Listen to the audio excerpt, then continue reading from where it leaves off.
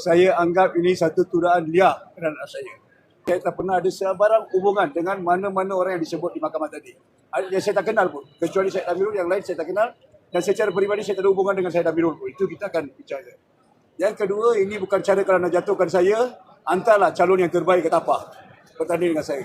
Jangan gunakan taktik macam ni untuk jatuhkan orang ahli politik. Saya apabila fakta keluar nanti, you akan rasa malu.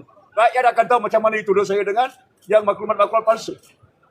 Sabar je, tak lama lagi fakta akan keluar. Hari ini saya tak boleh cebut fakta. Apabila kes ini dibicara di mahkamah, fakta akan keluar, rakyat akan gelak dengan you macam mana you ada political vendetta terhadap orang-orang yang tak sokong you.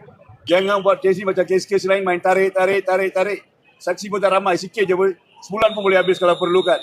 Saya minta kalau betul-betul kerajaan ikhlas nak tuduh saya, cepatkan kes ni. Jangan buat macam kes Yusof Router dan sebagainya, delay. Don't use the delay tactic to memburukkan nama saya. I'm ready to face the court.